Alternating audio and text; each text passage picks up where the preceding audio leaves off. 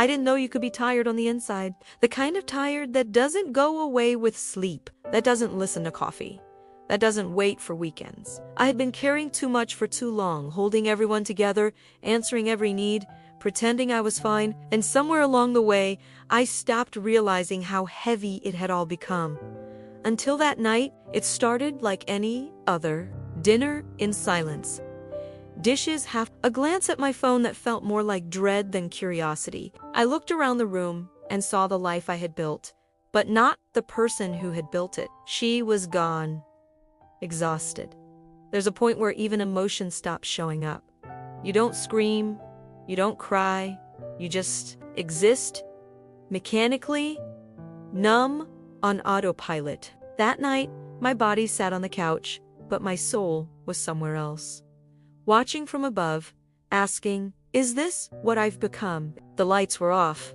I hadn't bothered turning them on. There was a single lamp flickering in the corner, casting long shadows on the wall, and something about that soft, uneven glow made everything feel too quiet. I heard the hum of the refrigerator, the soft creak of the ceiling. Even the silence had a sound, and yet, inside me, the noise was deafening. Thoughts colliding, memories echoing, regrets whispering. You're not enough.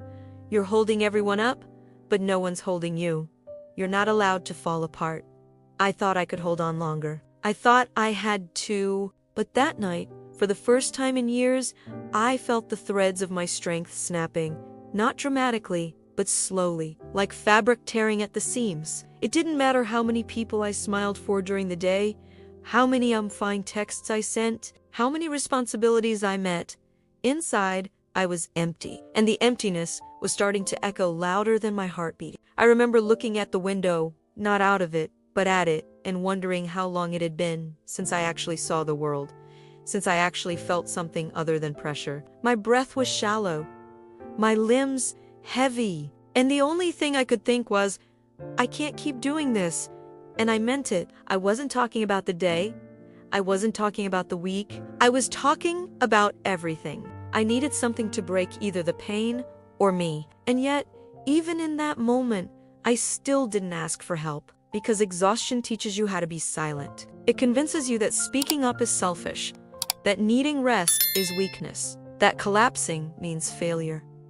But that night would be different. Not because I had a plan, not because I found strength, but because something I couldn't see was already waiting in the silence. I just didn't know it yet, and as the clock crossed midnight, something deeper than sleep pulled me into a moment I would never forget. Se essa história tá te tocando, comenta aqui embaixo de onde você está assistindo e que horas são aí. Because that night, the one I thought would be my end was only the beginning. I tried to sleep. I really did.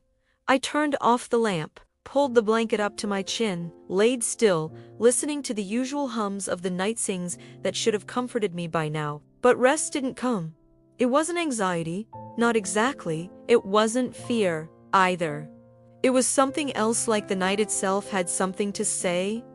And wouldn't he let me close my eyes until I heard it? My body was exhausted, but my soul was restless. Something kept me hovering just beneath sleep, like a current pulling me back every time I tried to drift.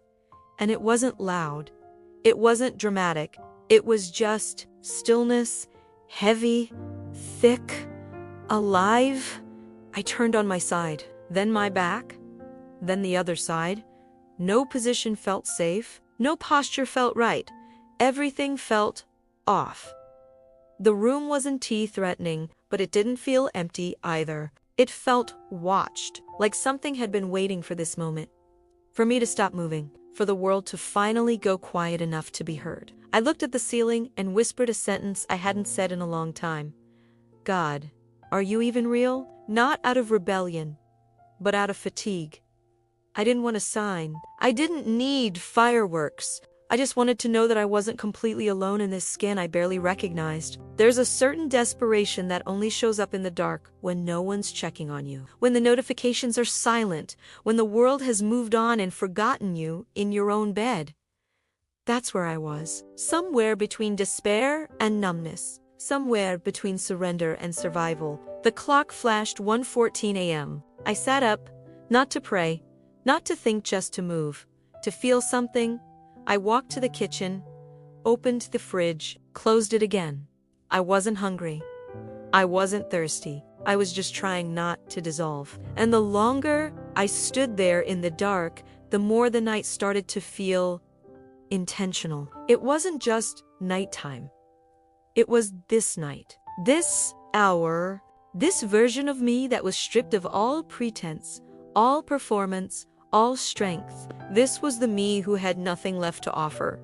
And somehow, the silence didn't seem bothered by that. It didn't rush me. It didn't shame me. It just stayed. There are nights when your soul knows something your mind hasn't caught up to yet. And as I stood in that kitchen, arms wrapped around myself like armor, I felt it. Something was about to shift. Not outside me, but inside. In a place deeper than words, deeper than reason, deeper than exhaustion. I didn't know what I was waiting for. But the night did, and it wasn't going to let me rest until I was ready to receive it. I went back to bed, but I didn't lie down. I sat on the edge of the mattress, elbows on my knees, hands hanging loose like they'd forgotten how to hold anything. My feet touched the floor, but I wasn't grounded. I was floating in a silence that didn't feel empty anymore. It felt pregnant with something I didn't understand. And then I broke. Not loudly, not theatrically. I just whispered into the darkness, I can't do this anymore. It wasn't a prayer. It wasn't even a plea. It was a surrender, raw, tired, unfiltered, the kind of surrender that only happens when you have no image left to protect. I wasn't angry at God. I wasn't blaming him. I was just there. A woman sitting in the wreckage of her own strength. I told him everything.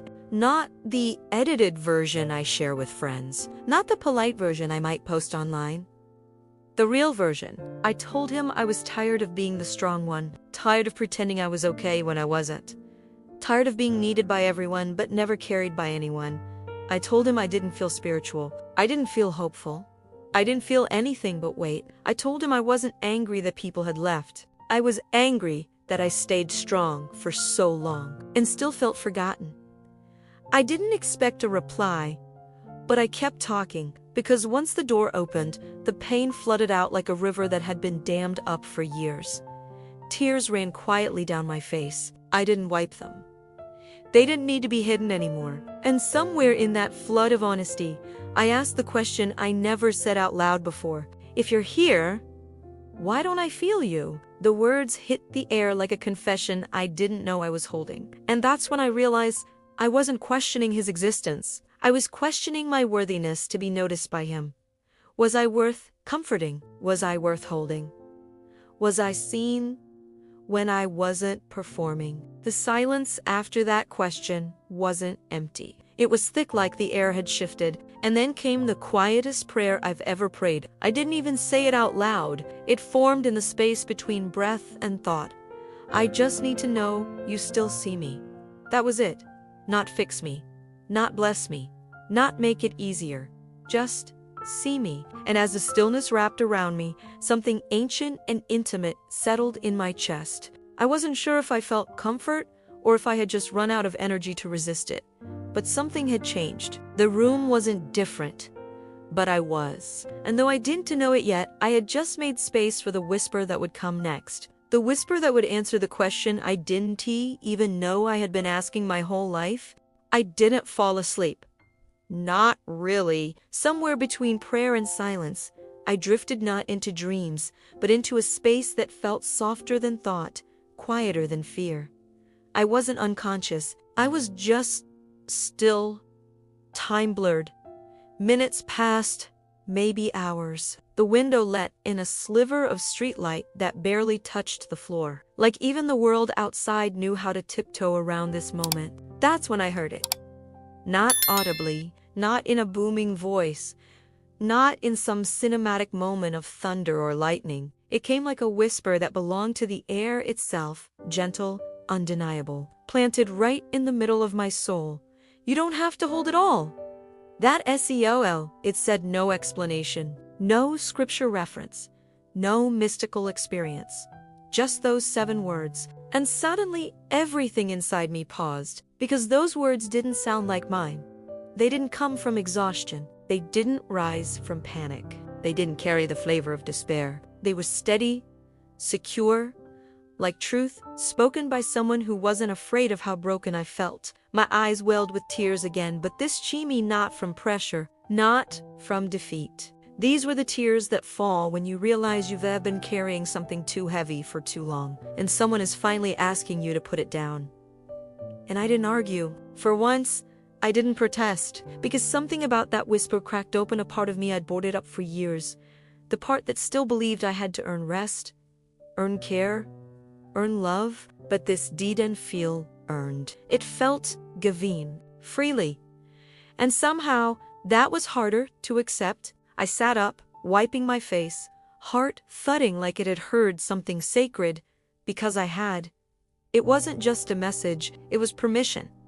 Permission to be weak, to exhale, to stop carrying everything and everyone. You don't have to hold it all.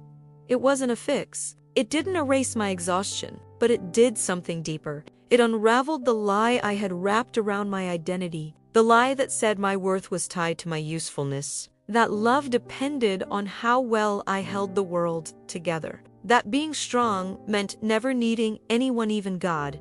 But that whisper, it didn't demand strength. It didn't require performance. It just asked me to let go.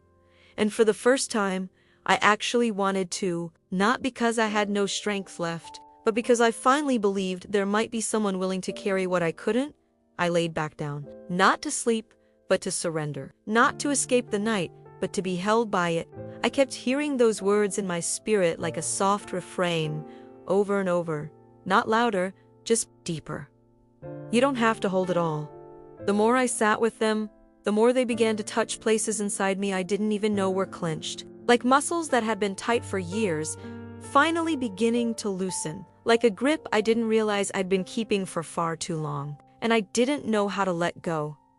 That was the truth. I didn't know what it meant to not be the strong one, the one everyone leaned on, the one who kept smiling through exhaustion, kept serving through pain, kept loving through neglect. But something about that sentence felt like it had been waiting for me, like it had existed long before this night and was just now finding a place to land. I laid there, tears slipping quietly into my pillow, and for the first time, I didn't fight them. I didn't try to turn it off. I didn't shame myself for feeling too much. I let the tears fall, not because I was falling apart, but because I was finally releasing something that was never mine to carry alone. And as I breathed in and out, each breath slower than the one before, I felt it again. That invisible nearness, that presence, it didn't come to fix me. It didn't come to solve the problems or erase the pain. It simply came to be with me, and in the quiet, that felt like more than enough. The whisper wasn't a command, it was an invitation to rest, to exhale, to be the version of me that didn't have to perform or protect or pretend. The little girl inside, the one who learned to be useful so she wouldn't be abandoned, she heard those words too. And something in her soft, because for the first time, someone wasn't asking her to be strong. Someone was telling her, you are already held. I didn't have the answers. I didn't know what would happen tomorrow. I still had responsibilities, still had a life waiting for me in the morning. But in that moment, those 7 words had done what years of striving could never do. They unlocked something, a door, a wound, a truth. That being human is not a failure, that needing help is not weakness, that surrender is not the same as collapse. You don't have to hold it all. Not because it isn't real, not because the weight isn't heavy, but because there's someone stronger who never asked you to carry it alone. And he wasn't coming in with noise or demands. He was sitting beside me in the silence, patient, gentle, unafraid of the mess. There, in the middle of my darkest night, he wasn't fixing me. He was staying with me. And maybe that's what real healing begins with, not change, but presence. The next few minutes or maybe hours blurred into a kind of sacred stillness. I didn't fall asleep.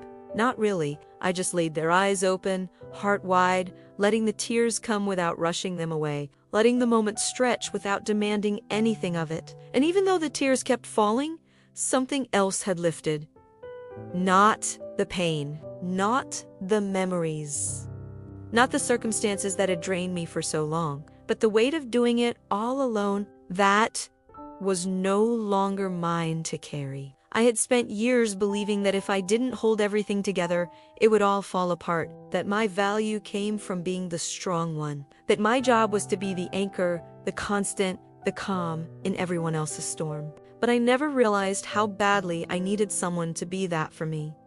Not to solve it, not to take it away, just to be with me. While I unraveled, and that night, for the first time, I felt it.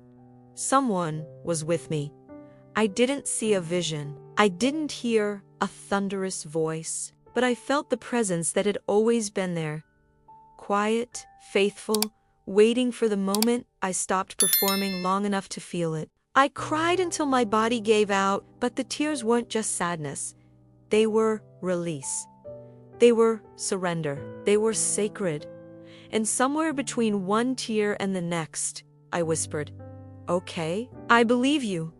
Not because I saw the whole path ahead, but because I finally believed I didn't have to walk it alone. The next breath came easier than the next. And the next, I turned toward the wall, curled into the blanket, and rested, not because the world was fixed, but because I no longer felt like I had to fix it.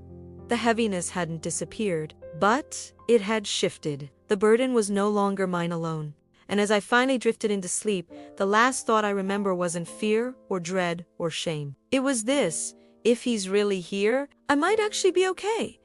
And for someone who had been carrying everything for far too long, that was everything. When I opened my eyes, morning had already slipped into the room. The light was soft, filtered through the same window that had watched me fall apart the night before. But something about it felt different. Like it wasn't just light, it was presence. It was permission.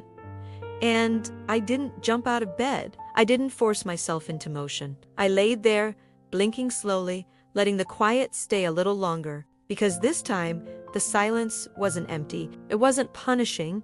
It was with me. I sat up, every muscle still tired, but not trembling like before.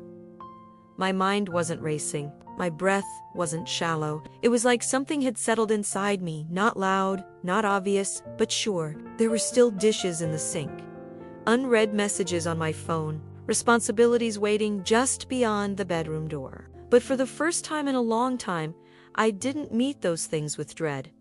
I met them with company. The same voice that had whispered in the night was still with me. Not speaking now, just being.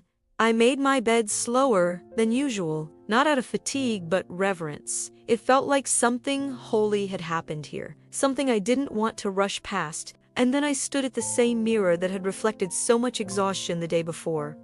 But now, I saw something else. Not someone fixed, not someone glowing with joy, but someone held, someone who had made it through the darkest night and was still here, still breathing, still being. I whispered it to my own reflection, half out of disbelief, half out of gratitude.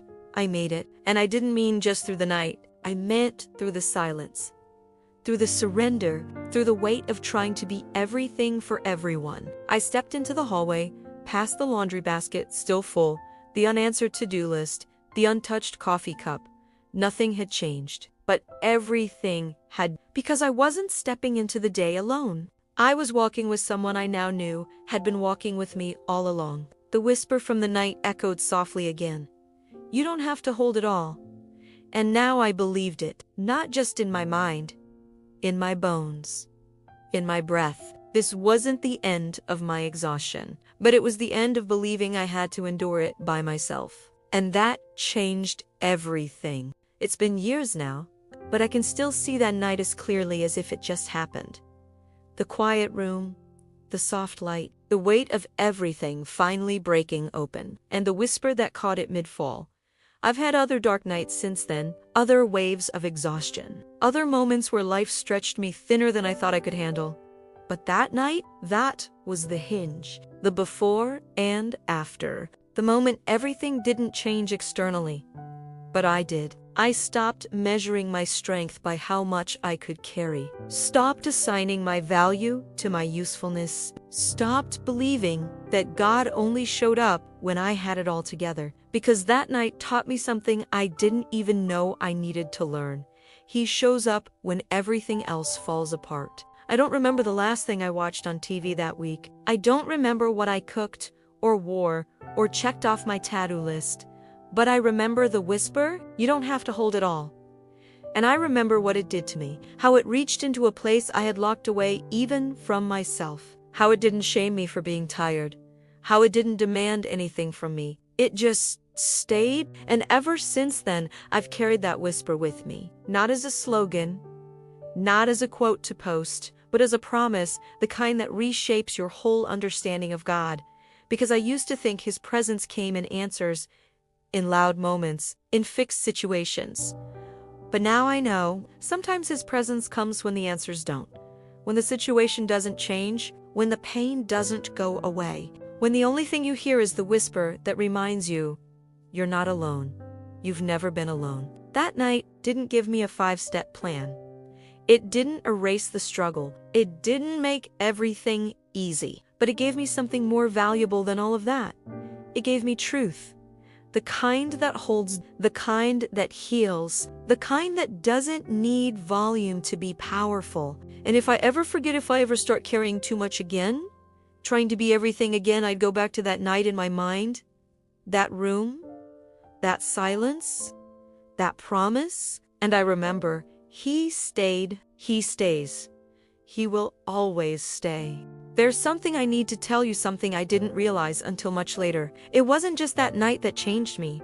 It wasn't just the whisper. It was what that whisper revealed about the way God loves. Because for so long, I thought His love came in lightning, in rescue, in loud deliverance. But now I know it often comes quietly, softly, in the middle of the mess, when you're too tired to lift your head, and all you can do is breathe. It comes when you think you've failed, when you think you're too broken to be healed, too empty to be filled. That night didn't bring a miracle in the way I expected, but it brought something more lasting, a presence that didn't need proof. It didn't wait for me to get stronger. It didn't require me to clean up first. It came into the exhaustion, into the unraveling, into the place I thought was too messy to be holy. And now, every time I feel like I'm slipping again, when the days get long and the nights feel endless, I go back to that whisper. You don't have to hold it all, because you weren't made to carry everything. You weren't created to perform your way into being loved. You weren't designed to earn presence. You were designed to be met in it.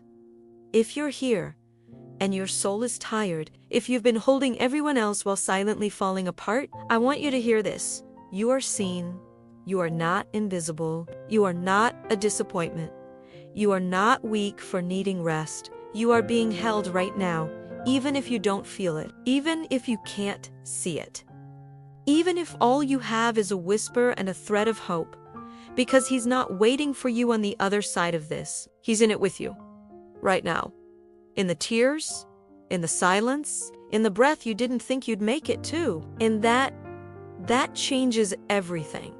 You don't have to hold it all, because He's holding you